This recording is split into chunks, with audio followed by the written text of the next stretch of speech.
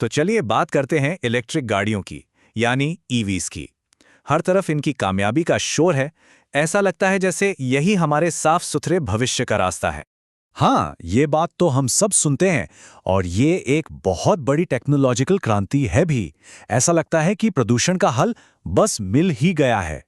पर क्या हो अगर इस चमकती हुई कहानी का एक दूसरा गहरा पहलू भी हो, एक ऐसा राज जिसके बारे में ज्यादा बात नहीं हो रही।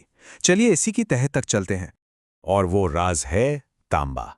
जी हाँ, कॉपर। एक ऐसा मेटल जो बिजली से चलने वाली हर चीज की रीढ़ है, लेकिन इसकी अहमियत को हम अक्सर भूल जाते हैं। फर्क देखिए कितना बड़ा है। एक आम पेट्रोल या डीजल कार के मुकाबले एक इलेक्ट्रिक कार में 4 से 5 गुना ज्यादा तांबा लगता है। ये कोई छोटा मोटा अंतर नहीं है। कम से कम 4 गुना। ये एक नंबर ही ये बताने के लिए काफी है कि हम तांबे पर कितने ज्यादा निर्भर होने वाले हैं। और बात सिर्फ गाड़ी की नहीं है। सोचिए, ईवी की बैटरी, उसकी मोटर, अंदर की पूरी वायरिंग, और फिर गाड़ी के बाहर चार्जिंग स्टेशन का पूरा नेटवर्क, और उन्हें बिजली देने वाले पावर ग्रिड। इन सब में तांबा चाहिए। पूरा का पूरा इकोसिस्टम इसी पर खड़ा है। और बस यहीं पर असली कहानी शुरू होती है। एक तरफ है मांग जो रॉकेट की तरह ऊपर जा रही है, और दूसरी तरफ है सप्लाई जो उतनी तेजी से बढ़ नहीं पा रही। एक रिपोर्ट में इसे समझाने के लिए एक बड़ी अच्छी लाइन लिखी है, लगभग एक ताल में। इसका मतलब है कि जैसे जैसे ईवी की बिक्री बढ़ती है, बिल्कुल उसी लय में, उसी रफ्तार से तांबे की मांग भी बढ़ती जाती है। अब जरा इन नंबर्स पर गौर कीजिए।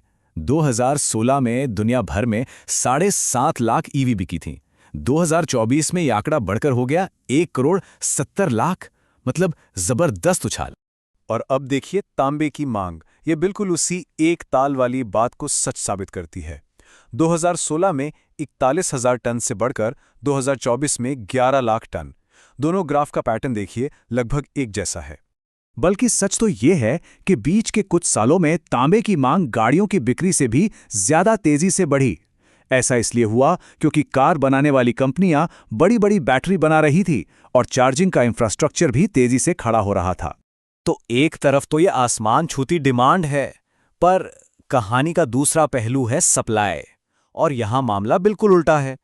ये मांग और आपूर्ति का खेल बहुत बुरी तरह से बिगड़ने वाला है।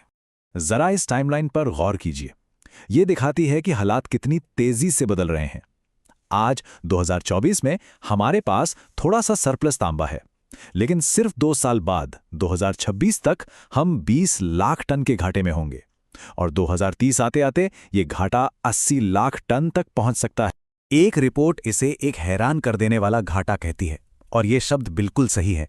ये घाटा इतना बड़ा होगा कि दुनिया की 10 सबसे बड़ी तांबे की खदानें मिलकर भी शायद इसकी भरपाई ना कर पाए।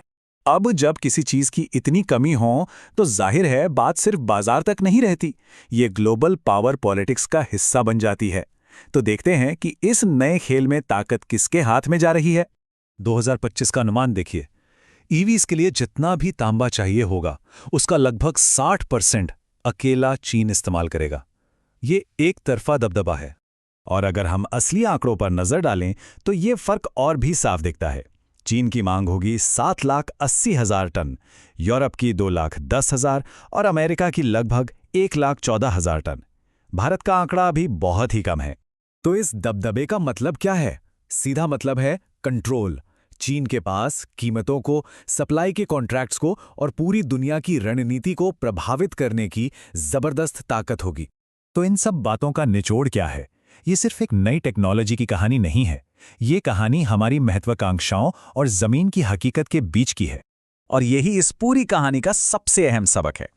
हम सिर्फ बेहतर टेक्नोलॉजी बनाकर दुनिया नहीं बदल सकते। हमें यह भी सोचना होगा कि उस टेक्नोलॉजी को बनाने के लिए जरूरी संसाधन कहां से आएंगे। मतलब हमारी हरी भरी दुनिया बनाने की जो रफ्तार है, वो शायद हमारे बड़े बड़े लक्ष्यों से नहीं, बल्कि इस बात से तय होगी कि हम जमीन से कितना तांबा निकाल पाते हैं। हमारी महत्वाकांक्षाओं की एक सीमा है, और वो सीमा भूविज्ञान तय करता है। और यही सवाल हमें सोचना है, क्या हमारा ग्रीन फ्यूचर जमीन के नीचे दबे एक धातु की वजह से रुक जाएगा?